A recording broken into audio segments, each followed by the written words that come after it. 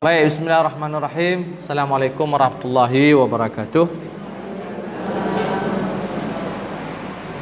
Alhamdulillah rabbil alamin. Nahmaduhu wa nasta'inuhu wa nastaghfiruhu wa nastahdih. Na'udzubillahi min syururi anfusina wa min sayyiati a'malina. May yahdihillahu fala mudilla lahu wa may yudlilhu fala hadiya lahu. Asyhadu an la ilaha illallah wahdahu la syarika lah. Wa asyhadu anna Muhammadan abduhu wa rasuluh. Allahumma salli wa sallim ala Muhammad wa ala alihi wa ashabihi wa barik wa sallim. Allahumma rabbi shrah li sadri wa yassir li amri wa hlul 'uqdatam min lisani yafqahu qawli. Rabbana zidna ilma warzuqna fahma walhiqna bis salihin. Amma ba'd.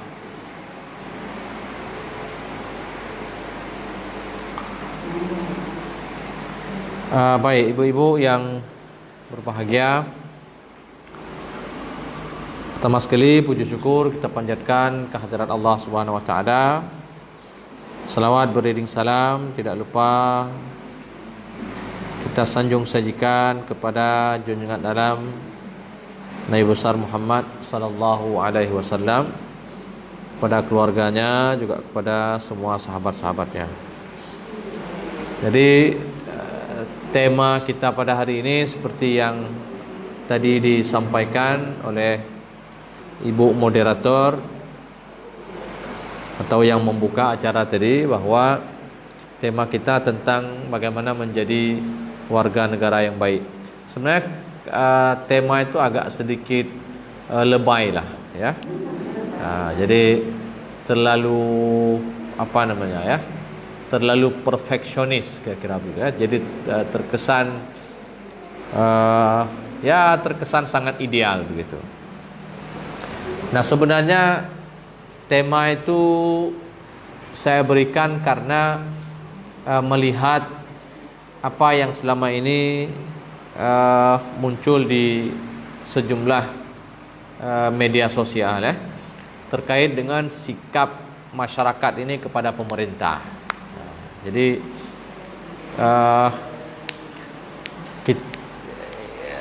kita bukan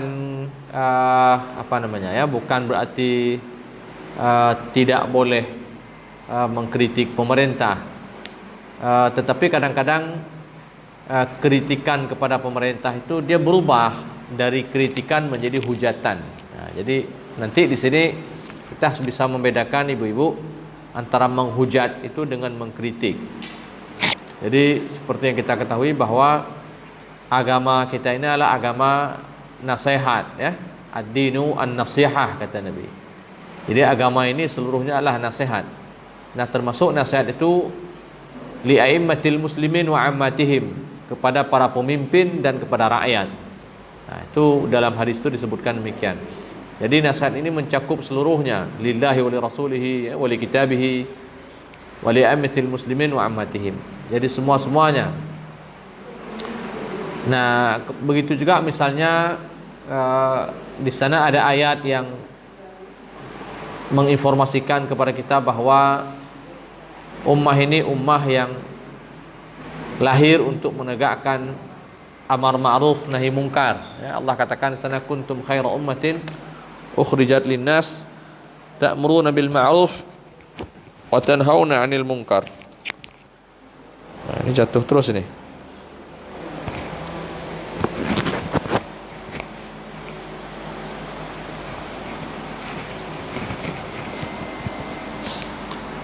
Jadi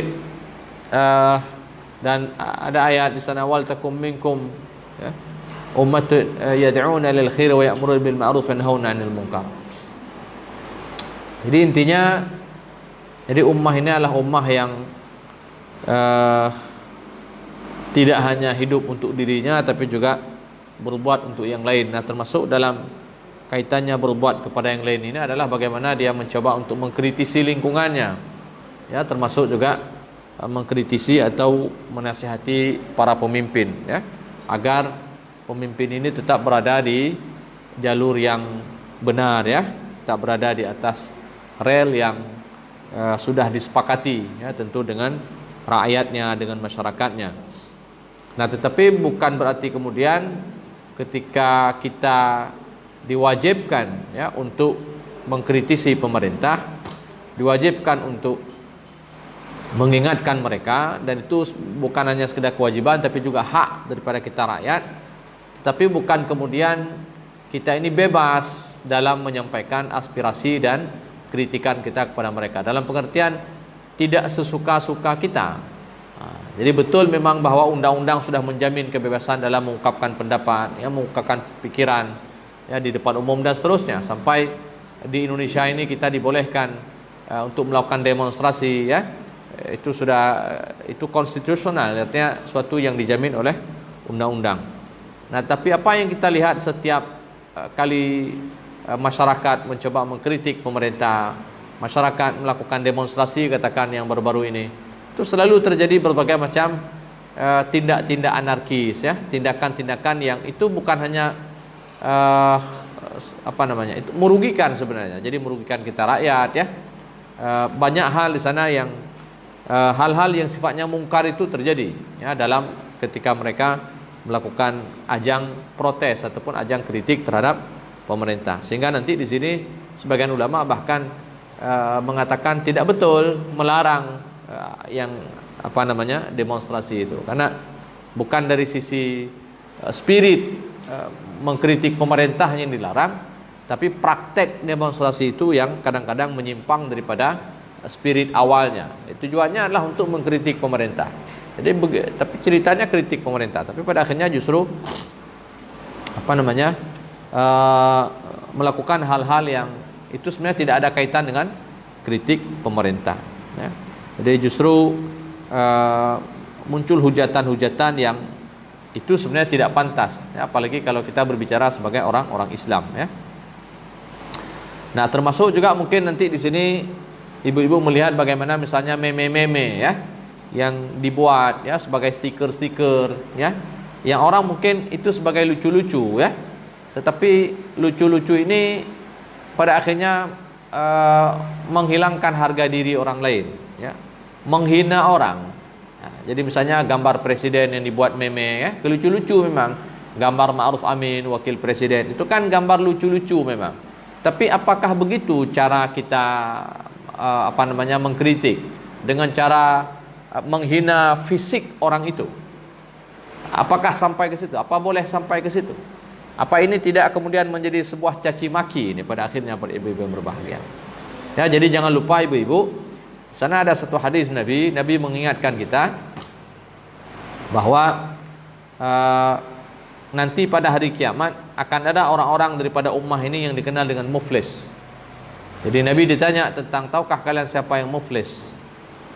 Jadi sahabat seperti biasa mereka mengatakan muflis itu man laisa lahu dinar wala dirham. Muflis itu orang yang enggak punya duit, kan? Lalu kemudian Nabi mengatakan tidak, muflis itu adalah orang yang ketika di dunia dulu, jadi orang yang datang membawa sembahyang, dia membawa sedekah, dia membawa puasa, tetapi waqad syatama hadza wa hadza. Tapi dia di dunia dulu kerjanya mencela ini, mencela itu. Nah, ini orang yang muflis. Amalnya nanti itu akan diberi kepada orang yang dia cela. Kalau sekiranya amalnya tidak cukup menggantikan celaannya, maka keburukan orang yang dia cela itu Allah akan pindahkan kepada kita yang mencela. Ini namanya orang yang bangkrut. Nah, jadi ini kondisi inilah yang terjadi pada hari ini, ibu-ibu yang berbahagia, ya. Jadi ini soal komunikasi publik, ya, soal komunikasi kita yang kita tidak tahulah, ya, apakah kita menyadari ini atau tidak. Jadi kalimat-kalimat yang ataupun video-video, ya, yang tujuannya sebenarnya bukan mengkritik, tapi lebih kepada menghina sebenarnya. Nah, kalau boleh saya katakan begitu. Jadi video-video itu untuk menghina, jadi bukan untuk mengkritik. Nah, jadi komentar-komentar yang sifatnya mencela, ya, komentar-komentar yang sifatnya caci maki. Nah, ini sebenarnya latar belakang kenapa kemudian saya membawakan tema menjadi warga negara yang baik. Nah, di samping kita ibu-ibu perlu tahu bahwa kita ini harus belajar jadi warga negara. Hari ini kita belajar jadi orang beragama, ya, jadi orang Islam, kan? Kita belajar sembahyang, belajar segala macam. Tapi kita juga harus belajar jadi warga negara. Jadi jangan lupa bahwa kita ini warga negara, itu maksudnya.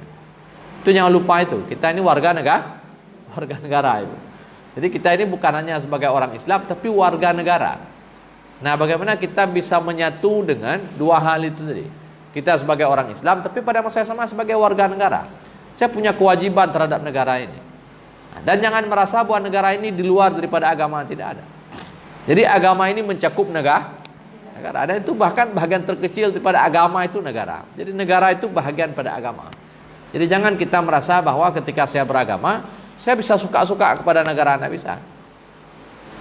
Ya, tidak bisa suka-suka kepada negara. Jadi kita diharuskan untuk menjadi warga negara yang baik, ya, mentaati pemerintah dan seterusnya, mentaati pemimpin. Itu bahagian daripada ajaran Islam, ibu-ibu berbahagia. Jadi jangan merasa ketika saya sudah beragama, karena sayang pada hari ini orang sembahyang, ya, orang ke masjid, orang puasa Senin Kemis, ya, bersedekah banyak. Nah, tapi begitu berdepan dengan negara, dia akhirnya dia mengabaikan aturan-aturan negara. Dia merasa bahwa alah negara kan, lampu merah dia langgar, ya. Dia tidak menganggap pajak tidak betul, semua nggak betul. Karena mengapa? Karena itu sumber unsur dasarnya negara. Karena ini negara buat. Jadi atai negara mentabah na betul. Kecuali kalau misalnya sembahyang itu betul. Tapi kalau yang negara hanya betul. Jadi seakan-akan Nabi kita ini dulu hanya menjalankan agama, tapi Nabi tidak pernah menjalankan kehidupan bernegara. Jadi itu harus dipahami dengan baik. Jadi Nabi kita, ibu-ibu yang berbahagia, di Mekah beliau nggak punya negara, tapi di Madinah beliau punya negara. Jadi Nabi di samping menjalankan kehidupan beragama, tapi Nabi juga mengajarkan bagaimana cara bernegara, cara bermasyarakat. Nah, Nabi kepegang mana? Jadi beliau di Madinah itu mengajarkan. Jadi beliau menjadi seorang pemimpin, bagaimana mengangkat menteri, ya, sampai kemudian dalam Islam itu ada sebuah konsep bernegara yang dikenal dengan syura. Wa amruhum syura bainahum, kata Allah, kan? Jadi ada syura yang dikenal di dalam Islam. Jadi asas kesepakatan. Jadi ini perlu dipahami dengan baik, ya, supaya kemudian kita tidak diklaim orang sebagai orang-orang yang beragama tanpa ilmu, ibu-ibu. Jadi orang yang beragama agak gimana pula, Jadi itu yang saya ingatkan tempo hari juga, bahwa kita perlu punya ilmu hatta dalam hal yang seperti ini. Karena ketika kita tidak punya ilmu yang cukup di sini, nah inilah yang kemudian mengesankan kalau kita ini radikal, dalam tanda kutip, ya. Jadi radikal itu, ini saya dari dulu mengatakan ini kalimat yang tidak betul sebenarnya. Jadi yang betulnya ekstrim sebenarnya, bukan radikal. Ekstrim. Jadi orang-orang yang terlalu ini namanya ekstremis. Nah, jadi kalau dalam Islam itu istilahnya mutatarrif. Jadi bukan radikal. Radikal itu kalimat yang baik sebenarnya. Jadi radikal itu asal katanya radik. Ibu pernah lihat kopi radik? Kopi radik. Pernah dengar kopi radik? Radik itu artinya akar, ibu. Jadi orang yang radikal itu sebenarnya orang yang memahami sesuatu secara kuat. Dia berakarnya ke radikal. Jadi harusnya semua orang itu harus radikal. Jadi harus radik, dia harus mengakar. Jadi jangan seperti sebagian orang, dia mengapung, ya, ke atas, tidak ke bawah, itu namanya tidak mengakar. Nah, ini yang orang jangankan didorong, dihembus saja bisa jatuh. Nah, kita tidak mau orang hari ini beragama tapi kita mengapung dari akar. Jadi kita tidak punya pemahaman tentang dasar agama ini. Kita sembahyang, ya, tapi dasar sembahyang apa kita tidak tahu. Kita melakukan sembahyang begini begitu, tapi dasarnya apa? Itu pelajaran yang kemarin itu. Ini namanya kita tidak radik, kita tidak radikal. Kita bukan radikalis. Harusnya semua kita dalam agama ini radikalis. Artinya apa? Semua apa yang kita lakukan hari ini semua punya dasarnya. Semua harus kuat, dia harus berakar. Jadi puasa yang kita jalankan dasarnya apa? Nah, jadi kalau kita tahu dasarnya, ya, hukum-hukumnya, ini namanya kita ini orang-orang yang pemahaman kita radikal. Jadi pemahaman yang kuat, ya, pemahaman yang kokoh. Nah, jadi sulit digoyang, itu namanya radikal namanya. Nah, tapi kemudian kalimat radikal ini diidentikan, ya, dikonotasikan dengan sesuatu yang buruk. Karena memang rata-rata orang yang radikal ini memang orang yang memiliki pemahaman pada agama yang bagus. Jadi kesungguhan mereka dalam beragama paling tidak, ya. Kesungguhan mereka dalam beragama, kesungguhan mereka dalam mencari ilmu agama. Nah, ini orang-orang inilah yang kemudian dikatakan mereka ini orang-orang yang radikal tadi ini. Nah, lalu kemudian radikal ini dikonotasikan sebagai sesuatu yang tidak betul, ya. Jadi, tetapi di satu sisi ada benarnya juga, ya. Jadi orang-orang ini yang agamanya kuat, yang pemahaman keagamaannya juga kuat, karena mereka ini juga ekstrim ini. Orang radikal ini dia ekstrim, ya, ekstrim. Nah, seperti tadi ini orang ketika agamanya kuat, ya, pengamalan agamanya bagus. Nah, tapi kemudian mereka ini ada semacam waham yang terbentuk, ya, yang mereka bentuk sendiri, bahwa seakan-akan ketika mereka sudah beragama, itu kemudian mereka melepaskan diri daripada negara ini. Nah, jadi muncul pemahaman-pemahaman seperti itu di kalangan mereka ini. Nah, ini yang menyebabkan kemudian mereka ini bersikap ekstrim, ya, bersikap berlebihan. Nah, jadi sikap-sikap berlebihan inilah yang tidak disukai oleh sebagian orang, ya. Jadi sikap-sikap yang menegasikan orang lain. Ya, orang maghrur jadinya, ya, ketika dia misalnya agamanya sudah bagus, ya, pemahaman agamanya sudah oke. Nah, lalu kemudian dia merasa di sekitar dia itu semuanya itu tidak ada apa-apanya. Tidak betul, semua tidak betul. Yang betul siapa? Saya dan komunitas saya. Jadi yang betul itu ustadz saya dan murid-muridnya, yang di dalamnya itu ada saya. Nah, jadi muncul waham seperti ini kemudian, sehingga orang ini dengan kelompoknya itu cenderung dia menafikan orang yang ada di sekitarnya. Nah, termasuk yang dia nafikan itu, yang dia anggap tidak ada itu apa? Negara ini sendiri. Jadi dia merasa bahwa di luar itu tidak betul, ya. Nah, talah madhub, di luar itu sesat, ya, di luar itu dan seterusnya. Yang betul ya dia dan kelompoknya. Nah, orang-orang yang radikal tadi inilah kemudian dari sini muncul istilah orang-orang yang bersikap ekstrim ini kemudian dikenal dengan istilah radikal. Padahal pada dasarnya radikalnya oke, gitu, ya. Nah, tapi orang yang radikal ini kemudian memiliki sikap yang memang agak berlebihan. Berlebihan di mana ketika sampai pada satu titik dia merasa dirinya betul dan merasa orang di luar dirinya tidak Nah, ketika sudah mulai merasa di luar dirinya tidak betul, nah disitulah dia menjadi orang yang ekstrim. Nah, tapi kemudian tidak digunakan lagi kata-kata ekstrim, langsung dikatakan ini orang-orang yang radikal. Ya, jadi radikal itu menjadi sesuatu yang buruk pada akhirnya. Nah, buruk kenapa? Karena orang yang radikal tadi ini dia sudah mulai menafikan orang lain.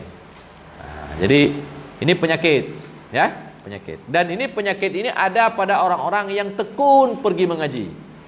Nah, tekun bermajelis taklim. Nyana penyakitnya. Ya, dulu sebelum ketemu majelis taklim, dulu sebelum mendapat petunjuk hidayah dari Allah, dia merasa dirinya kotor. Saya tidak betul, ya. Mengingat masa lalunya yang tidak betul, dulu begini, dulu begitu. Akhirnya Allah beri dia petunjuk, taubat dia, kan. Pergilah ke sana sini, setiap majelis taklim dia ikut. Nah, tapi sekian lama, sekian tahun bermajelis taklim, akhirnya terjadi apa? Muncullah waham, jadi sangkaan, bahwa dianya sudah betul. Nah, terlihatlah dan nampak di matanya apa? Di luar dirinya jadi yang tidak betul. Tidak betul. Dulu dini tidak betul. Ini yang tidak betul. Dulu awalnya begitu, saya tidak betul. Tapi begitu dia sudah dapat Islam, orang lain jadi tidak betul. Nah, jadi sikap ini yang muncul di sebagian orang dan sebagian kelompok. Orang-orang yang tadinya ini radikal, orang-orang yang tadinya begitu tekun beragama, muncul sikap ini. Nah, inilah yang menyebabkan orang ini dikenal sebagai, ini yang menyebabkan radikal itu menjadi sesuatu yang buruk. Nah, karena pelaku orang-orang yang radikal tadi buruk, walaupun tidak semua, ya. Nah, ini ibu-ibu yang saya kira perlu dipahami dengan baik. Jadi ini latar belakangnya, ya, kenapa kemudian kita memilih judul bagaimana menjadi warga negara yang baik. Nah, jadi kita orang Islam, ya, perlu memahami bahwa Islam itu tidak pernah bukan agama tadi, ya, Islam, ya, saya salah mengatakan negara bagian pada agama. Jadi Islam maksudnya. Jadi Islam itu cakupannya bukan hanya agama. Islam itu bukan hanya ngurus agama, kan? Islam itu bukan hanya ngurus masjid, tapi Islam itu juga ngurus istana presiden. Nah, jadi Islam itu bukan hanya ngurus agama, ya, tapi Islam itu juga mengurus juga mengurus politik, ya, sosial, ekonomi dan lain-lain. Ya, terima kasih Bang. Ini voucher Ibu, ya. Nanti saya bagikan ini yang nggak kebagian kemarin. Jadi ini minta tolong ya sama ibu-ibu. Ini tanah, ini tetangga kita Ibu. Nah, anak saya sekolah di situ. Apa nama? Tidak mahal, 50.000 satu voucher. Bisa dibayar bulan Ramadan ini, bisa juga bayar kapan-kapan. Yang penting dibayar Ibu, ya. Asal jangan ngutang, ya. Jadi ini kita masih terutang sekitar 270 juta tanah itu, ya. Jadi silahkan nanti saya akan bagikan, dan mohon bantuannya. Tidak mahal, ya. 50.000 ini tidak mahal. Kemudian juga boleh bayar kapan saja. Jadi tidak ada kelapangan hari ini bisa besok, tidak ada bulan ini bisa bulan depan, tidak ada tahun ini bisa tahun yang penting bayar. Teman thâu ke multiplo thâu ke punya cini bayar apa? Teman ke hana mahal multiplo thâu 50.000. 10 tahun berapa? 50.000. Cuman takut 10 tahun ran kam meninggal ni. Itu ya. Jadi jangan sampai 10 tahun. Kalau bisa 10 hari sudah dibayar, ya. Dan kalau bisa dibayar di Ramadan ini lebih baik. Karena bulan Ramadan itu pahalanya berlipat ganda. Jadi kenapa kita memunculkan ini di Ramadan? Kenapa enggak muncul sebelum-sebelum itu? Sengaja memang, ya. Jadi kalau bersedekah di luar Ramadan pahala memang, tapi tidak sebanyak pahala di bulan Ramadan. Tidak sebanyak pahala di bulan Ramadan. Jadi makanya ini kita munculkan. Insyaallah nanti saya akan bagikan dan mohon bantuan ibu-ibu sekalian.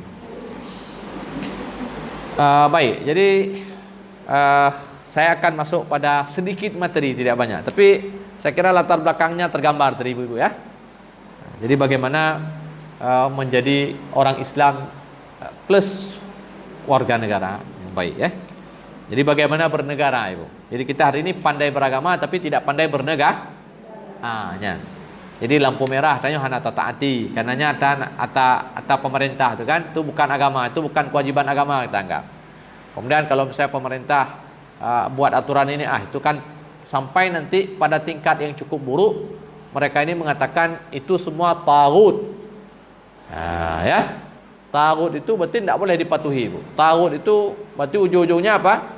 Itu harus ditiadakan, harus dibinasakan. Nah, nanti cara membinasakan taghut itu macam-macam. Ada caranya dengan revolusi, ada caranya dengan mengkudeta, ada caranya dengan berperang. Nah, inilah yang terjadi dengan ISIS dan sejenisnya. Nah, ISIS ini siapa ISIS ini? ISIS ini adalah orang-orang yang pada mulanya seperti tadi. Orang-orang yang mencoba memahami Islam, mencoba mempelajari Islam, mencoba mengamalkan Islam.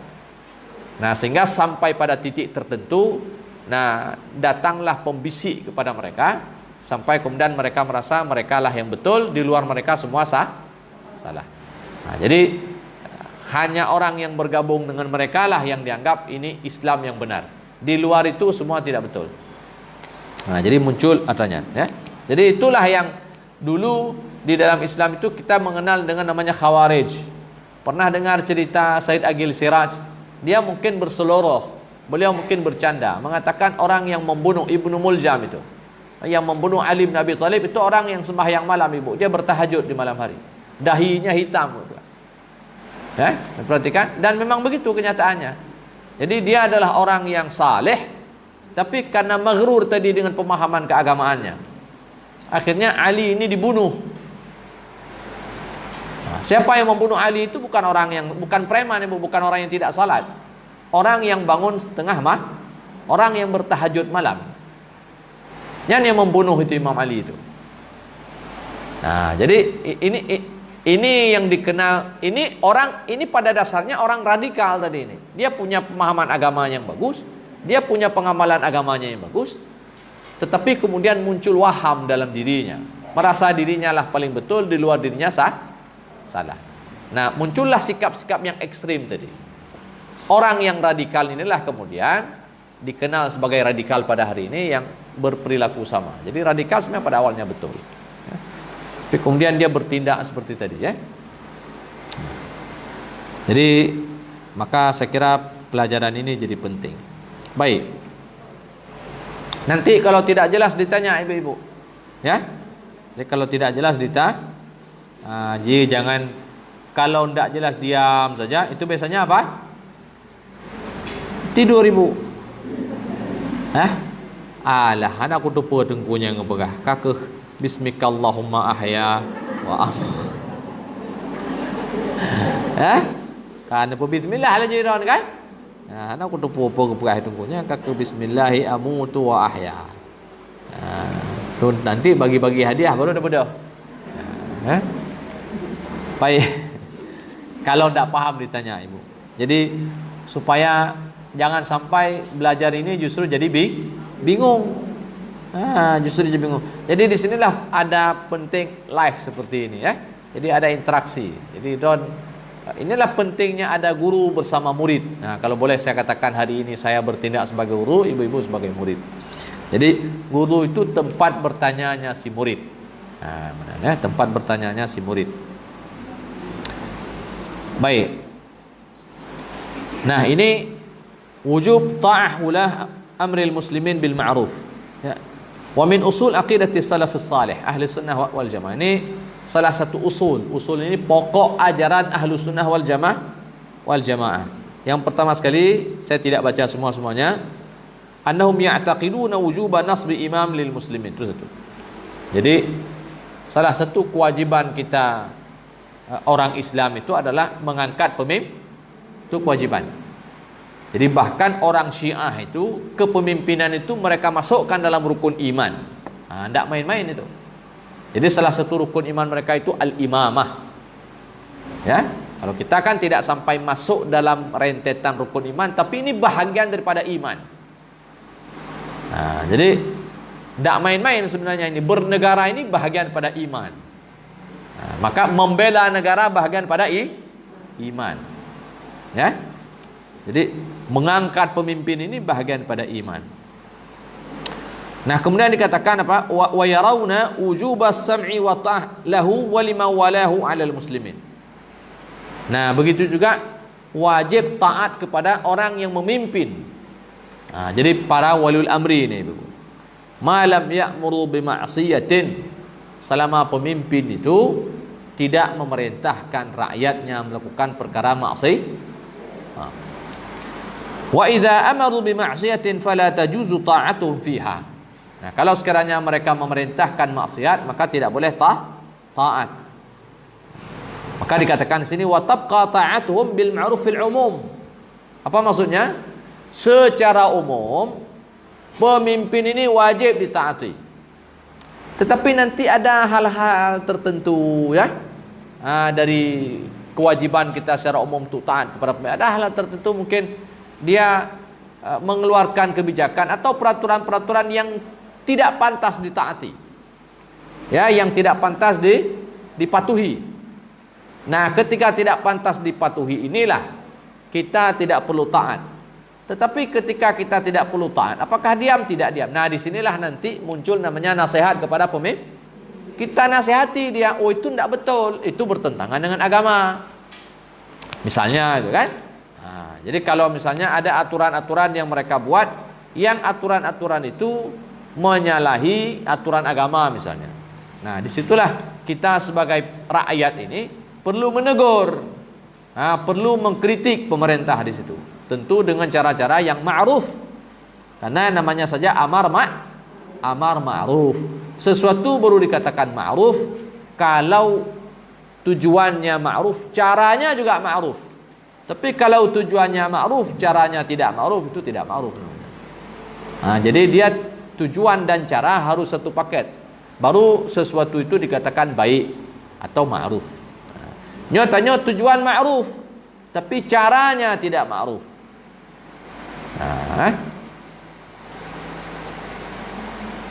Wakil presiden kita siapa namanya? Ma'ruf Amin. Ma'ruf Amin. Ma'ruf, ya, Pak Ma'ruf Amin.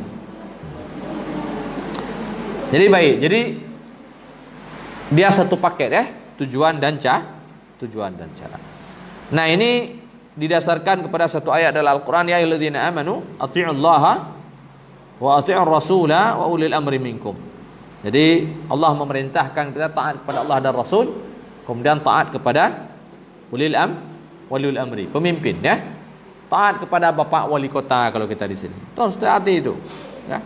Oh, masalah pak wali kotanya, dia tidak betul, pak wali kotanya begini begitu. Yang kau urusan dia, ya. Masalah dia tidak betul, itu pribadi dia dengan Allah. Hanya pribadi itu. Sebagai wali kota wajib ditaat selama dia memerintahkan kita yang baik-baik. Kalau dia perintahkan kita pada hal yang tidak baik, nah kita protes dia. Kita nasihati dia, kita kritik dia. Kemudian dalam hadis disebutkan, man ata'ani faqad ata Allah wa man asani faqad asa Allah. Siapa yang taat kepadaku, dia telah taat kepada Allah. Siapa yang bermaksiat kepadaku, maka dia telah bermaksiat kepada Allah. Wa may yuti'il amir, dan siapa yang patuh kepada pemimpin, faqad ata'ani, kata Nabi, maka dia telah taat kepadaku. Wa may ya'sil amir faqad asani. Siapa yang maksiat kepada amir, maka dia telah bermaksiat kepadaku. Dalam hadis yang lain Nabi mengatakan, isma'u wa ati'u wa in istu'mila 'alaikum 'abdun habasyi ka'anna ra'su zabibah. Jadi dengar dan patuh, kata Nabi, ya, meskipun yang menjadi pemimpin ke atas kalian itu siapa?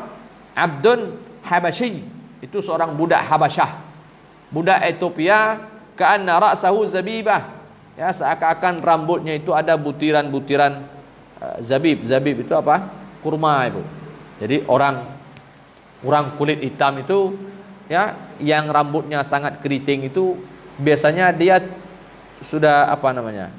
Kamu bulit-bulit hinawa. Gimana kamu bulit-bulit buat Indonesia? Hah? Gimbal. Oh, enggak tahulah saya itu. Kamu bulit-bulit hinawa. Jadi kalau keriting biasa kan keriting, ya. Apa namanya? Mecawiak-cawiak pun naik ke. Ya. Ini jadi bulat-bulat di sini, Bu. Persis seperti ada biji-biji apa? Anggur memang di kepalanya. Jadi carilah nanti, lihat aja di YouTube itu atau di Google, ya. Rambut orang kulit hitam negro itu, Afrika. Nah, lihat tuh nanti pasti ada butiran-butiran kecil nih. Jadi keritingnya di butiran itu cuma membuli-buli keritingnya nana. Nah, jadi rambutnya itu seperti ada zabib, kata Nabi, di kepalanya. Itu saking keritingnya, Kalau kita kan menyeluruh keriting, aja nak buli-buli dempuk-dempuk tu bebek kameng apa? Betul? Dah sempit.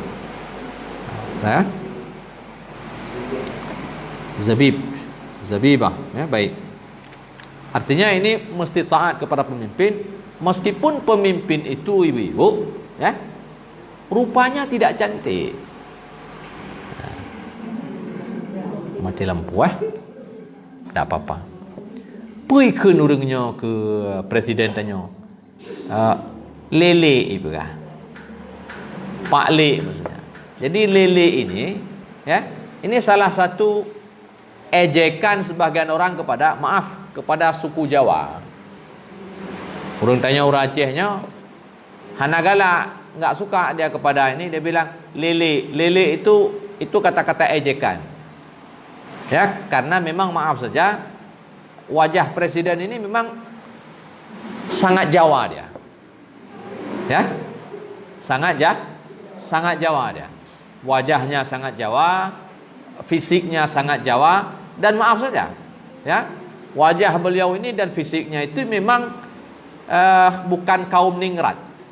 Beda dengan dengan ibu melihat SBY misalnya. Lihat SBY, kelihatan dia dari kaum ningrat, ibu. Badannya besar, gagah gitu kan. Jadi beda, orang Jawa juga, tapi wajahnya beda. Lihat anaknya SBY, sukai sama cewek-cewek. Ganteng kan? Beda kan? Nah, jadi ada wajah memang walaupun dia kelihatan dia orang ningrat, ini orang atas, ya. Jadi kelas sosialnya tinggi begitu. Tapi maaf saja Bapak Presiden kita ini fisiknya, wajahnya itu itu tidak mencerminkan kalau dia itu kelas sosial tinggi. Tapi wajahnya qadar Allah itu kelas sosial rendah itu. Wajah-wajah maaf saja pendayung becak. Jadi kalau dulu itu beliau sempat bekerja di perusahaan kayu ini dulu di Takengon ini kan. Itu sempat ada gambar yang saya sempat terima gambar itu. Jadi dia sedang berdiri itu pakai celana jin pada usia mungkin sekitar itu mungkin 20-an tahun ya. Dan memang maaf saja saya katakan wajahnya memang mirip dengan pekerja keras, pekerja kasar. Lalu dibuat situ siapa yang duga kalau pemuda ini pada hari ini jadi presiden. Entah betul itu gambar Jokowi dulu, entah tidak betul saya tidak tahu. Tapi memang secara sepintas wajahnya ya begitu. Wajahnya wajah orang Jawa, maaf saya katakan, yang rata-rata kita temukan sebagai pekerja keras, pekerja kasar. Itu wajah presiden kita. Ya, tidak sama dengan wajah Soeharto. Soehartonya lagak orang. Ya, sampai tua dia lagak rupa Soeharto. Kan beda-beda orang tapi begitu ini langsung juga kan beda aja. Beda dengan Prabowo misalnya kan. Beda. Jadi ini diejek orang. Nah, Nabi mengatakan, jadi meskipun dia itu seorang budak hitam, Ibu. Budak hitam itu tidak ganteng pastinya dibandingkan dengan orang Arab. Orang Arabnya cukup dari. Tapi bayangkan orang Arab itu yang ganteng-ganteng, yang matanya sebagian ada yang coklat, sebagian ada biru, kulitnya putih bersih, ya rambutnya yang ikal itu, kemudian badannya tinggi, ya orang Arabnya lagak-lagak tak. Tapi Nabi mengatakan kalian harus patuh kepada pemimpin, walaupun pemimpin kalian itu seorang budak Habasyi. Budak itu ya pekerja keras itu tadi, pekerja kasar. Budak hamba sahab. Jadi ini kalimat-kalimat begini saya kira perlu dipahami, Ibu. Nabi sengaja memberi contoh yang cukup ekstrem saya kira. Tidak ada hari ini kita pernah dipimpin oleh seorang budak. Tidak ada kita dipimpin oleh orang seburuk ini. Tapi Nabi mengatakan orang yang seburuk itu pun, ya yang fisiknya begitu buruk, begitu jelek, dia adalah kelas budak, harus dipatuhi juga. Karena mengapa? Karena kita telah memilih dia. Walaupun mungkin kita tidak akan memilih secara langsung, tetapi itulah hasil kesepakatan. Terserah nanti cerita di belakang, oh tipu-tipu yang ada pikir tanya.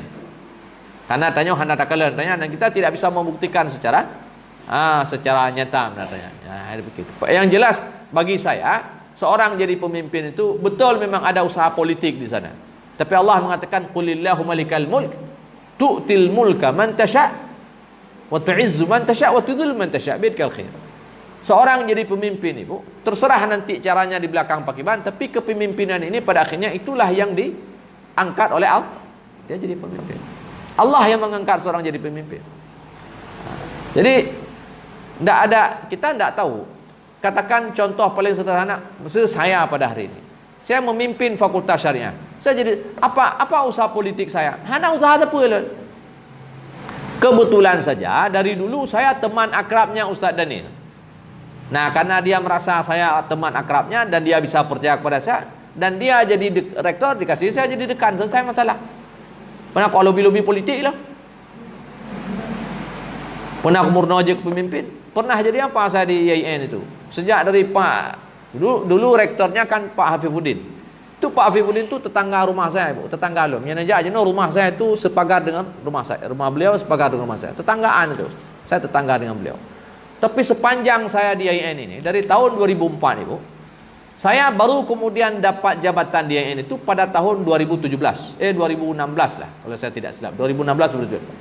Dan itu juga yang jadi wakil direktur itu pertama sekali saya punya jabatan. Jadi wakil direktur di ini bukan cerita pribadi, tapi bukan ini maksudnya, tapi maksudnya ini soal Allah mengangkat seseorang. Jadi wakil direktur pasca. Jadi saya langsung dari tidak punya jabatan apa-apa, tidak pernah pengalaman duduk di jabatan apapun, tiba-tiba jadi wakil direktur. Pun waktu itu karena Ustaz Daniel direkturnya. Jadi karena Ustaz Daniel direktur, dipercayakan direktur, dan beliau mengatakan, oke, saya dipercayakan jadi direktur, tapi beliau diberi semacam otonom lah dalam memilih orang-orang yang akan bersamanya di pasca sarjana itu. Nah, jadi beliau datang ke saya. Dia rumah lu pakat lu jadi wakil direktur ya karena teman. Jadi saya jadi wakil direktur karena hana tepat-tepat. Jadi saya karena teman beliau, ya beliau ajak saya jadi wakil direktur, ya sudah. Kaji wakil direktur lah 60 cap kan? Kira-kira begitulah. Jadi apa lobby-lobby? Nggak ada lobby-lobby. Nggak ada usaha ini, nggak ada usaha itu. Nah begitu juga ketika kemudian saya jadi dekan juga begitu, karena beliau jadi direktur, pakainya kagaknya. Jadi itu pada akhirnya saya ingin bilang, nanti ada orang yang mencoba melakukan lobby-lobby tadi, lobby politik, sehingga pada akhirnya dia juga jadi punya jabatan tertentu. Usahanya apa? Lobby tadi. Nah, tapi pada akhirnya saya mengatakan bahwa apakah orang melakukan lobby politik atau tidak melakukan lobby politik, ya apakah lewat pemilu seperti kita pada hari ini, atau lewat apa saja, atau Muhammad bin Salman yang pada hari ini adalah dia sebagai anak raja, ya, yang mengkudeta cara lama begitu. Ya, di mana Raja Salman langsung mengukuhkan dia sebagai putra mahkota yang bakal mewarisi kerajaan Arab Saudi, ya, padahal dalam tradisinya bukan anak Raja Salman tapi adiknya yang akan menjadi suksesor, orang yang akan mewarisi kerajaan Arab Saudi. Tapi beliau langsung lompat ke anak, tidak ke adiknya. Dia gekoh tradisinya. Nah, ini juga bahagian pada qulillahu malikal mulk. Jadi pada akhirnya ini semua ketentuan Allah memang menentukan begitu. Jadi nasib kita pada hari ini dipimpin oleh Pak Joko. Pernah protes-protesnya. Nya menjadi protesnya sama lagi protes pekan nama Tauro ya teron. Karena ini bahagian pada kadar ya kadar. Ya, jadi masalah itu curang pemilunya hanya peserta adanya. Itu asbab saja. Asbab saja. Itu ibaratnya kita ini hari ini berada di bumi ini. Ya, dulu Nabi Adam di surga dan kemudian qadar Allah beliau melakukan satu kesalahan, akhirnya beliau Allah tempatkan di bumi ini. Tapi poinnya apa? Mau masalah dia mau buat itu cerita proses saja, yang itu sebenarnya tidak penting. Intinya bagaimanapun kita berada di bumi ini. Terserah itu caranya. Pokoknya Allah telah mentakdirkan kita di bumi, nasib kita di bumi bukan di surga. Jadi tidak perlu nyalah-nyalahin gara-gara Adam. Kenapa boleh pegahatannya? Itu nggak ada cerita itu. Pokoknya kita hari ini sudah di sini. Ini semua kadar jadi sama dengan cerita tadi politik, kan? Ada orang dengan cara begini, intinya kita sekarang udah begini nih. Nah, pemimpin kita hari ini begini. Nah, nanti ini ada kajian lain lagi nanti. Ketika kita misalnya merasa pemimpin ini tidak betul segala macam, kita kan suka protes orang, ya. Jangan-jangan yang tidak betul itu siapa? Yang cara orang. Ya. Jadi kepegah ini, jadi kalau guru kencing berdiri, nyekau raceh kibanku menanam. Jadi presiden ini dia lahir daripada rahim rakyat. Ya, jangan lupa itu. Jadi presiden itu bukan turun dari dia bukan malai. Presiden itu dipilih oleh rakyat. Dia berasal dari rakyat. Ya. Jadi makanya dulu pernah presiden kita Allah yarham Abdurrahman Wahid Gus Dur. Saya waktu itu masih di Mesir. Orang Mesir bertanya, apa ndak ada yang ndak buta kalian? 200 lebih rakyat Indonesia, masa presidennya buta, dibilang. Lihat presiden kami, kebetulan waktu itu Mubarak masih presiden, Husni Mubarak. Husni Mubarak itu dia militer, Pak. Orang Arab yang pertama badannya urara, mana urara, kan? Dia gagah kan, pakai kacamata hitam kalau jalan, memang militer. Militer orang Arab militer lagi kan, kalau cuma gagah orang. Hana payah militer pi gagah orang Arabnya. Apalagi dia militer, jalannya begitu. Dia bilang, lihat presiden kami itu. Dan pada ketika itu umur Husni Mubarak pun sudah 70 tahun lebih. Tua aja. Tapi begitu gagah dia. Masa presiden kalian ditarik-tarik begitu? Ya? Dibawa gitu kan? Nah, itu hasil pilihan dan itu pada akhirnya jadi kadar Allah. Itulah ketentuan Allah kepada bangsa ini. Kita dulu pernah dipimpin oleh seorang presiden yang matanya tidak sehat. Sudah. Ya, benar kan? Tapi apakah kemudian itu menjadi alasan kita enggak boleh. Apakah ada presiden yang pegang lanjut. Nah, kalaupun kita mau kritik, ya kritiklah kebijakan dia. Dan kita harus patuh selama yang diperintahkan itu baik. Nah, ya hanya celah aja, enggak boleh celah. Jadi mencela ini sesuatu yang tidak baik dalam Islam, ya. Jadi kalimat celaan maksud saya, protes boleh. Allah mengatakan la yuhibbullahu al-jahra bisu'i minal qawli illa man zulim. Allah tidak suka menjiharkan, la yuhibbullahu al-jahra bis-su. Allah tidak suka kita menyorakan yang buruk-buruk, ya, memperdengarkan yang buruk-buruk, kecuali kalau posisi kita orang yang dizalimi. Itu baru boleh. Artinya kita menyorakan yang buruk ini untuk apa namanya? Menuntut hak kita yang dizalimi orang. Itu boleh. Kita sebagai rakyat merasa dizalimi oleh pemimpin, saya akan suarakan itu hak kita. Tapi tidak dengan cara bukan dengan cara mencela atau memaki. Nah, wa qauluhu sallallahu alaihi wasallam, tasma' wa tuti' lil amir. Dengar dan patuh kepada pemimpin. Wa in duriba dhahruk wa ukhidha maluk fasma' wa ati'. Meskipun pemimpin itu memukul punggungmu dan mengambil hartamu, dengar dan patuh. Ini sebuah ungkapan para hadirin. Sebegitulah kira-kiranya kewajiban patuhnya, ya, kita ini kepada pemimpin. Walaupun dia mengambil apa yang kita miliki, wajib patuh. Jadi ini bukan berarti hadis yang membolehkan pemimpin merampas hak rakyat, bukan. Ini mirip-mirip, ya, seperti Nabi mengatakan hadis Nabi, "Lau jazal mar'u ay yasjuda lil mar'i la amartul mar'ata an tasjuda li zawjiha." Kalaulah boleh, ya, seorang manusia ini sujud kepada manusia, akan kuperintahkan perempuan sujud kepada suami. Ini Nabi ingin mengungkapkan betapa besar hak suami di hadapan istrinya. Jadi kalaulah boleh sujud, dia akan diperintahkan sujud. Kira-kira begitu. Jadi sebegitulah hak suami di hadapan istri. Tayut hak suaminya, mengalahkan hak ibu bapanya. Harus sujud. Kira-kira mana? Sujud. Kalau boleh sujud, kan? Sebegitu agung hak suami di hadapan istri. Makanya ibu-ibu dengan suami jangan macam-macam. Ya. Nah, beginilah kira-kira di sini. Wa in ukhidha maluk wa duriba dhahruk. Meskipun hartamu diambil dan punggungmu dicambuk, harus patuh juga.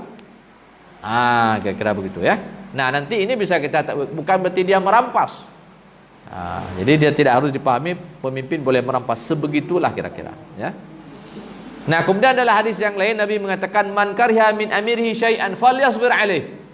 Kalau ada yang kita tidak suka dari pemimpin kita, hendaklah dia bersabar, falyasbir alaih. Apa yang kita tidak suka dari pemimpin kita?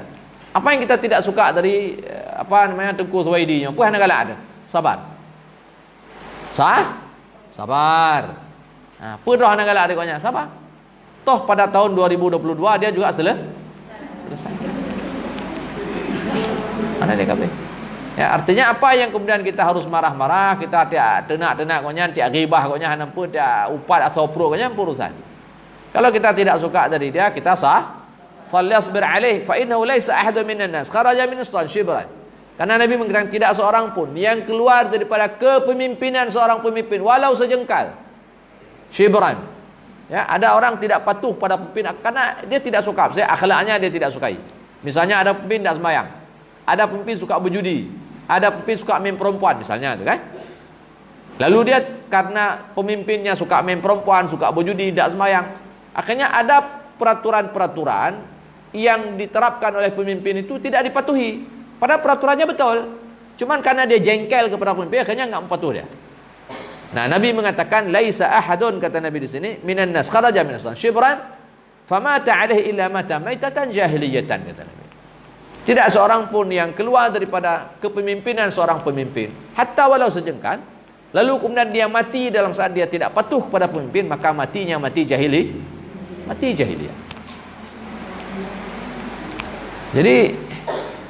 Jadi ini, maka hari ini jangan lagi bicara ini saya beragama itu negara hanya cerita deh. Jadi agama dan negara itu satu dalam Islam itu. Dia bukan satu yang boleh dipisahkan. Justru kalau ada orang yang merasa dia beragama tapi dia tidak butuh kepada negara, bukan tidak butuh kepada negara, ya, tidak perlu patuh pada negara ini. Nah, itu orang yang, kalau ibu pernah dengar namanya sekularisme, ya, kenyang sekuler. Dia memisahkan antara negara dan agama. Dan pada akhirnya kita butuh kepada negara ini, ibu. Kita butuh kepada negara. Kita butuh hari ini kita bawa KTP. KTP-nya negara, ibu. Kita punya kakak, kakak itu negara, kakaknya negara. Kita punya buku nikah itu negara. Itu kehadiran negara dalam diri kita, Ibu. Nya negara madumnya. Dan kita pada hari ini hidup listrik negara, Ibu. Madum diatur oleh negara ini. Semua kita pada akhirnya butuh pada negara. Dan kita tidak bisa lepas pada negara. Internet hari ini negara, Ibu. Madum negaranya. Nah, coba Ibu contohnya yang hanam kait dengan negara. Semua terkait dengan negara. Kita tidak bisa melepaskan diri daripada namanya negara, Ibu. Ya. Makanya bagaimana kemudian kita mengupayakan agar negara ini baik dia, berjalan sesuai dengan agama. Jadi seiring dia. Ya. Nah, disinilah fungsi kritikan tadi. Cuman kritiknya harus baik-baik. Nah, fa ahlu sunnati wal jamaah ya'taqiduna bi anna ta'ata ulil amri al muslimin fil ma'ruf min ajli ta'at wal qurbat indallah. Nah, jadi patuh kepada walil amri ini dalam keyakinan ahlu sunnah ini bahagian pada mendekatkan diri kepada Allah. Ini bahagian pada taat dan qurbat kita kepada Allah Subhanahu wa taala. Wa min a'zamil wajibat 'ala ar-ra'iyah. Dan ini di antara kewajiban yang paling besar kepada rakyat. Wa ya aslun 'azim wa jalil min usulil aqidati wal iman. Dan katakan di sini salah satu pokok yang paling besar di dalam akidah Islam ini, Ibu, ya. Min usulil aqidati wal iman. Jadi ini bahagian daripada suatu yang besar. Sehingga dikatakan wa min dzalika adraja a'immatu salafus salih fi jumlatil aqaid wa qalla ay yakhlu kitabun min kutubil aqaid li a'immatihim illa tadamana ta'silaha wa taqriraha wa syarha wa bayanaha. Maka dikatakan di sini bahwa karena dia merupakan pokok yang besar di dalam Islam ini, di dalam akidah, wa min dzalika adraja a'immatu salafus salih. Maka oleh karena demikian para ulama terdahulu memasukkan dia dalam bahagian pada akidah. Wa qalla yakhlu kitab min kutubil aqaid. Maka dikatakan hampir kita tidak menemukan ada satu buku tentang akidah di sana itu, ya, yang tidak memasukkan pembicaraan tentang masalah kepemimpinan illa tadammana ta'silaha wa taqriraha wa syarha wa bayanaha. Semua menjelaskan tentang soal kepemimpinan. Semua buku tentang akidah. Hampir tidak ada buku tentang akidah itu yang tidak masukkan bab taat kepada waliul amr. Jadi ini bahagian akidah. Ini bukan hanya soal ibadah, Ibu, tapi ini persoalan akidah, ya.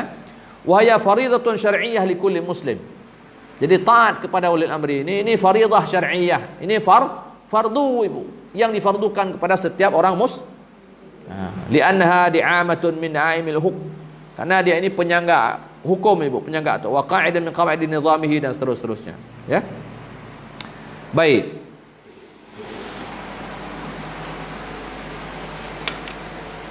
Perhatikan di sini. Wa ahlu sunnati wal jamaah. Ahlu sunnah wal jamaah yarawna as-salah. Mereka memandang, mereka, ya, menganggap, meyakini as-salah wal jumat. Jumat ini salat Jumat, ya, wal a'yad, berhari raya, khalfal umara wal wulah.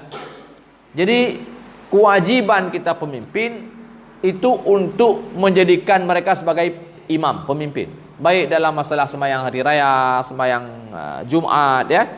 Ya, kemudian juga apa di sini dalam bab amar ma'ruf nahi munkar, wal jihad dalam baca, dan juga wal hajj ma'ahum, ya, dan juga haji. Artinya bukan berarti harus haji bersama pemimpin, ya.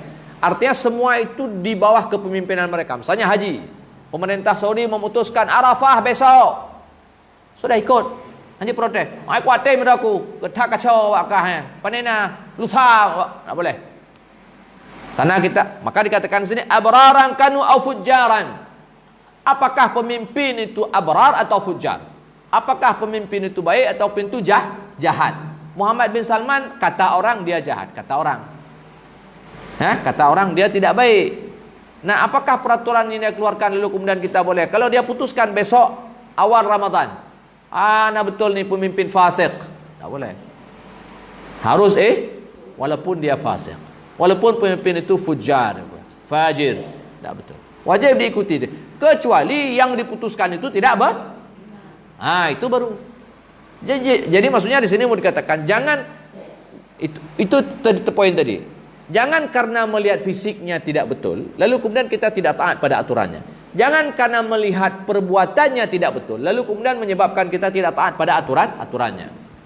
Jadi yang dilihat, jadi hubungan kita dengan pemimpin itu hubungan antara kita dengan apa yang diatur oleh pemimpin. Kalau yang diatur itu baik, taat. Walaupun yang mengatur itu rupanya jelek dan perangainya busuk. Nah, ini yang perlu lihat. Ini kaedahnya itu, Ibu. Jadi yang perlu kita lihat apa? Aturannya. Jangan lihat siapa yang mengatur itu kalau dia pemimpin, Masalah dia jahat, masalah dia berupa buruk, itu tidak ada kaitan. Selama aturan yang dia keluarkan itu aturan itu benar dan baik, harus diikut. Nah, jadi jangan terpengaruh karena dia orangnya tidak betul, karena rupanya buruk, lalu kemudian kita tidak mau mengikuti aturan. Nah, jangan seperti itu, ya. Maka dikatakan di sini abraran kanu au fujaran. Nah, pulang ke di antara keyakinan mereka wa du'a lahum bis salati wal istiqamati wal hidayah wa munasahatahum. Dan kita diwajibkan untuk mendoakan kebaikan untuk mereka, mendoakan agar mereka istiqamah, agar mereka taat, agar Allah memberi petunjuk kepada mereka, ya, dan menasihati mereka, bukan tanya orangnya hana tam doa ke pemimpin doanya, Ibu, yang naga dokter sirup itu. Ini orang dulu begitu, Ibu, Maka wa irsyadum ilal haq wa tadhkirhum birifqin wa lutfin. Bahkan kalau kita menasihati mereka harus dengan cara yang baik-baik. Ya, dengan cara yang lutf, dengan cara yang lemah lembut, ya. Jadi ini saya kira poin yang menarik di sini, Ibu. Mendoakan para pemimpin. Jadi di sana itu ulama salafus saleh dahulu mengatakan apa? Kalaulah saya punya doa yang dimakbulkan Allah, maka doa itu akan kusimpan untuk para pemimpin. Tanyakah anda doa urutnya? Ada enggak gerakan mendoakan presiden? Kita berdoa supaya presiden ini seperti yang kita harapkan, kita doakan. Nah, jadi bukan malah mencela, Ibu, tapi disuruh doakan. Kalau sekiranya presiden itu tidak betul, kalau sekiranya wali kota itu tidak betul, kalau misalnya gubernur itu tidak betul, kita doakan, ya. Nah, kita berdoa kepada Allah supaya dia betul. Nah, ini yang hari ini kita jarang kita buat, ya. Jadi ada orang misalnya dia mencela Islam, ya, dia apalah, ya, marah kita kan, marah, ya, hak kita marah dan wajib marah, saya katakan. Karena kalau kita tidak marah ada orang mencela Islam, itu iman kita juga tidak betul kan, harus marah. Tapi apakah kemudian ketika kita harus marah lalu kemudian penanikan, ya, harus terus melaknah mereka? Tidak juga begitu. Nabi dulu, ya, pernah dihadapkan pada apa? Pada peristiwa yang mirip-mirip juga. Ada sekian puluh para sahabat yang penghafal Quran dibunuh. Lalu kemudian Nabi marah. Nabi pun sampai kunut 1 bulan. Dalam kunutnya Nabi melaknat beberapa kelompok ini, beberapa kabilah yang mereka ikut dalam membunuh para hufaz Al-Quran itu, para penghafal Al-Quran. Sebutkanlah sebuah hadis katakan qanata Rasulullah syahran, ya, da'a fihi ala ri'lin wa dhikwan wa usayyah. Nabi pernah kunut selama 1 bulan. Di dalam kunutnya Nabi melaknat ri'lin wa dhikwan wa usayyah. 3 ini. Ini orang yang telah berkomplot, ya, membunuh orang-orang yang hafal. Tapi apakah kemudian Allah membiarkan ini? Tidak. Allah turunkan ayat kemudian menegur Nabi untuk kemudian Nabi berhenti melaknat orang tersebut.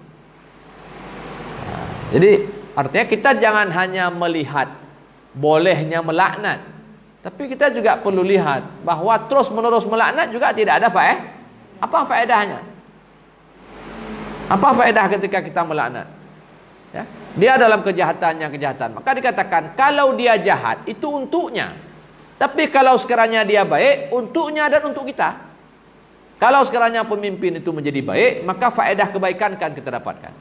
Tapi kalau sekiranya dia jahat, dia akan menanggung kejahatannya sendiri. Kita tidak akan dibawa-bawa sama Allah. Makanya mendoakan kebaikan lebih baik daripada mencela. Bukan berarti tidak boleh mencela untuk kasus tertentu, ya. Boleh.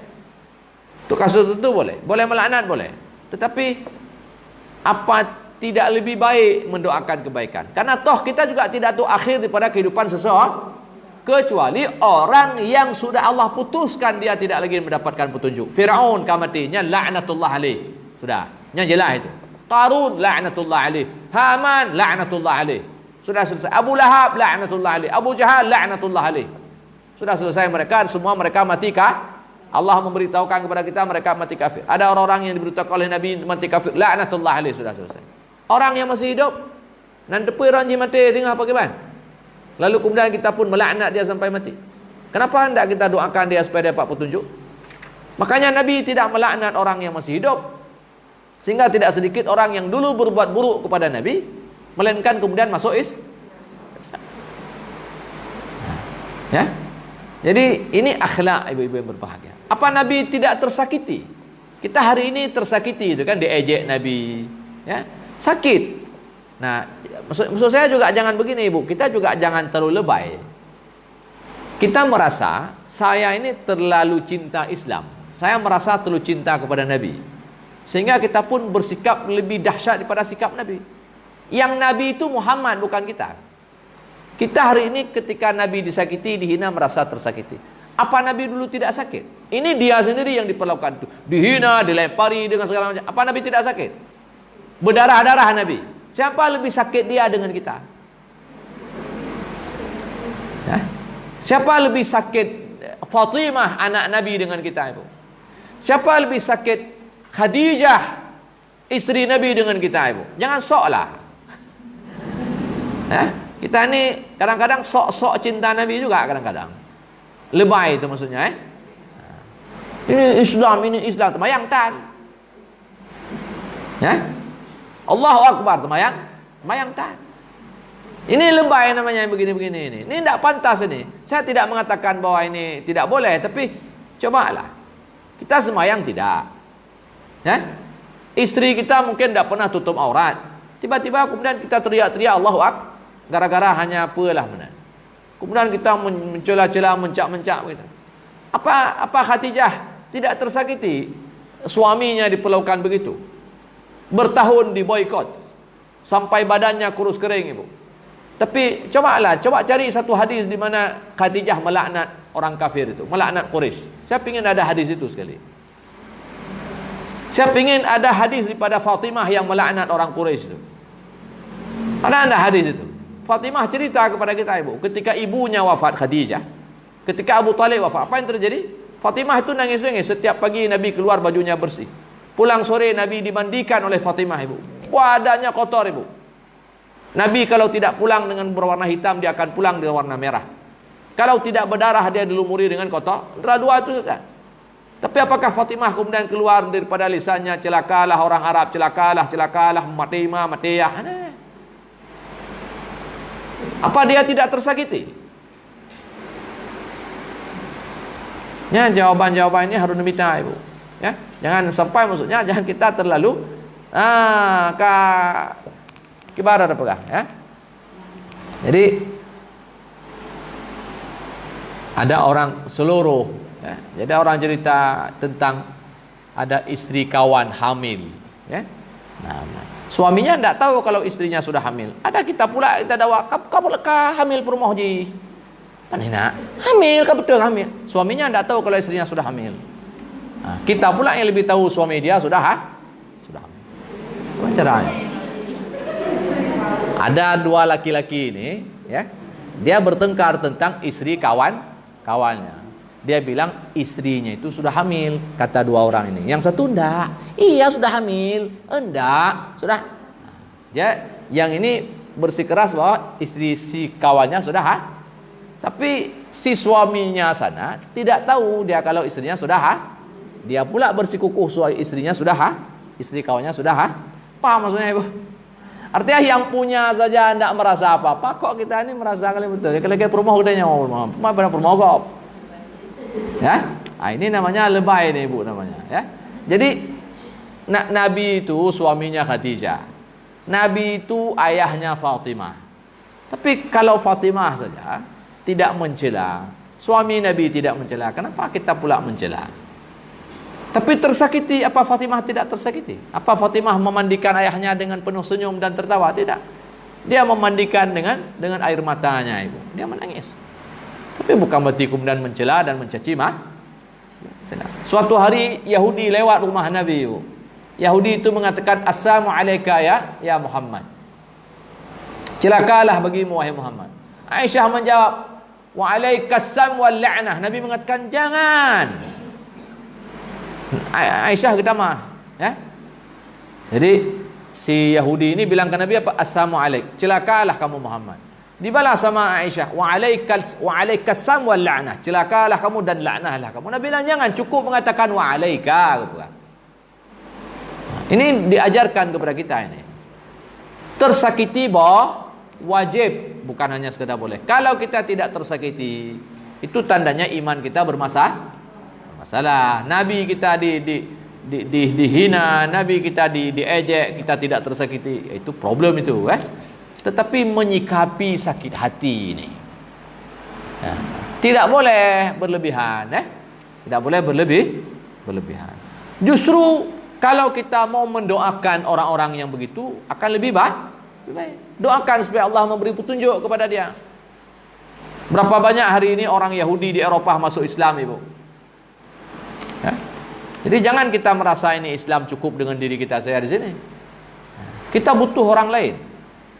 Nabi dulu juga mendoakan kepada sebagian orang kafir agar dia Islam. Karena Nabi tahu dia akan membantu Islam pada suatu hari. Hari ini orang Eropah mengejek Nabi kita misalnya. Tapi Ibu tahu tidak kalau hari ini Islam itu kuat di Eropah? Jangan-jangan suatu hari Islam ini pusatnya di Eropah. Jadi dan Eropah itu hari ini luar biasa penerimaan mereka terhadap Islam itu. Jadi jangan-jangan suatu hari peradaban Islam itu akan muncul kembali di Eropah seperti dahulu pernah muncul di Andalus di Spanyol. Besok akan muncul lagi di sana. Jadi artinya kalau memang orang itu sudah diputuskan oleh Allah, sudah selesai, kita mengatakan khatamallahu ala qulubihim, tidak apa-apa. Tapi kalau dia ini masih hidup, kenapa tidak mendoakan supaya Allah memberi dia pertobatan, supaya Allah memberi dia petunjuk, supaya Allah memberi dia keinsafan, agar kemudian dia meninggalkan perbuatannya itu dan kembali kepada bukankah itu lebih baik? Bukankah ini agama dakwah yang mengajak orang kafir untuk menjadi Islam? Lalu kenapa kalau ada orang Islam ini yang rentan menjadi kafir, lalu kita biarkan saja dia menjadi kafir? Banyak contoh, saya tidak mau sebutkan contoh, Ibu. Takut nanti orang salah paham.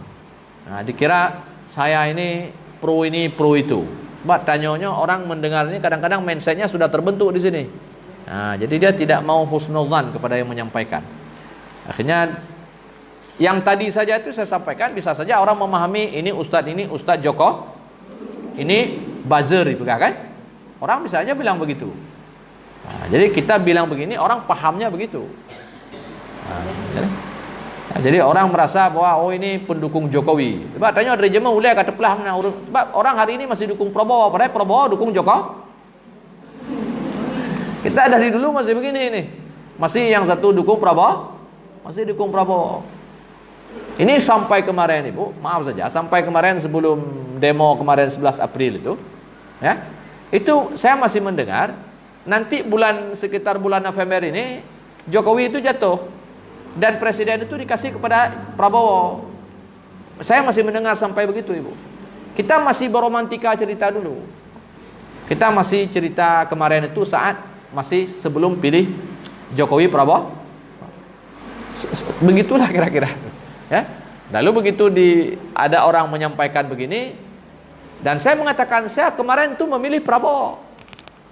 Cuman saya memilih Prabowo bukan seperti Bapak Ibu memilih Prabowo. Saya bilang begitu. Orang marah. Jadi artinya saya punya cara tersendiri, saya punya pemikiran sendiri. Kenapa saya pilih Prabowo? Jadi kira-kira begitu ya. Jadi jangan disalahpahami. Makanya saya ada beberapa contoh yang saya tidak mau sebutkan secara detail, takut orang bisa salah paham.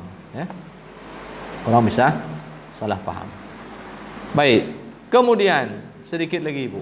Sudah mau jam 9 kurang 20 menit. Sikit lagi, Ibu. Sikit aja lagi.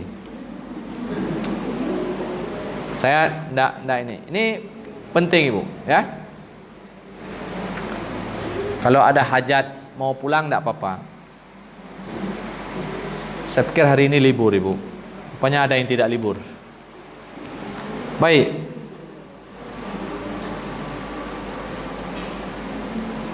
Perhatikan di sini. Nah, mereka Ahlus Sunnah ini yuharrimuna al-khuruj 'alaihim bis-sayf idza irtakabu mukhalafatan dunal kufr. Jadi ulama kita ini tidak membolehkan, mengharamkan kita ini melakukan pemberontakan terhadap pemimpin dengan cara kekerasan. Mengangkat senjata tidak boleh. Kalau sekiranya idza irtakabu mukhalafatan dunal kufr. Kalau sekiranya pemerintah ini melakukan hal-hal yang menyalahi agama ini selama dia tidak melakukan kekafiran. Wa ya'muruna bis-sabri 'ala dzalik ma lam yahsul minhum kufrun bawah. Jadi tetap para ulama ini memerintahkan kita bersabar. Nah, selama di sana tidak memunculkan kekafiran yang nyata. Li amrin nabi bi ta'atin fi ghairi ma'siyah wa la yaqatilu fil fitnah allati taqa' bainal muslimin. Baik, di sini ada satu hadis Nabi. Nabi mengatakan, khiyarukum a'immatikumul ladzi tuhibbunahum wa yuhibbunakum wa yusalluna 'alaikum wa tusalluna 'alaihim. Sebaik-baik pemimpin kalian adalah yang kalian mencintai mereka dan mereka mencintai kalian, dan mereka mendoakan kalian dan kalian mendoakan mereka. Wa syiraru a'immatikum, dan seburuk-buruk pemimpin kalian alladzi tubghidunahum, yang kalian benci mereka, wa yubghidunakum, dan mereka membenci kalian, wa tal'anunahum wa yal'anunakum, kalian melaknat mereka dan mereka melaknat kalian, seburuk-buruk pemimpin. Qila ya Rasulullah afala nudabidhum bis-sayf. Ada yang tanya kepada Nabi, apakah boleh kita mengangkat senjata kepada mereka? Faqala la ma aqamu fikumus salah, selama mereka masih membolehkan kalian mendirikan salat. Wa idza ra'aitum min wulatikum syai'an takrahunahu fakrahu 'amalahu wa la tanzi'u yadan min ta'ah. Apabila kalian melihat daripada pemimpin kalian sesuatu yang kalian benci, maka bencilah amalnya dan jangan pernah kalian membelot daripada kepemimpinan terhadap pemimpin tersebut. Tetap taat meskipun ada yang kita tidak suka daripada pemimpin itu, ya. Jadi sampai banyak di sini hadisnya, ya. Kemudian terakhir saya baca hadis ini terakhir, as-sam'u wa ta'ah kata Nabi, ya, 'alal mar'il muslim, kewajiban kepada setiap muslim, fima habba wa kariha, pada apa yang dia suka, pada apa yang dia tidak suka, malam yu'mar bi ma'siyatin, selama dia tidak diperintahkan untuk melakukan maksiat. Fa idza umira bi ma'siyatin, kalau dia diperintahkan melakukan maksiat, fala sama wala ta', maka tidak boleh patuh, ya, tidak boleh mendengar dan tidak boleh patuh. Saya kira cukup, Ibu. Ya, ini beberapa yang bisa saya sampaikan. Kalau ada yang ingin ditanyakan, kalau merasa memang masih ada waktu, silahkan. Kalau merasa tidak perlu ditanyakan dan waktunya juga sudah habis, tidak mengapa, ya. Silahkan mengambil tempat masing-masing. Kan? Mudah-mudahan ada faedah dan manfaat. Subhanakallahumma wa bihamdika asyhadu an la ilaha illa anta astaghfiruka wa atubu ilaik. Assalamualaikum warahmatullahi wabarakatuh.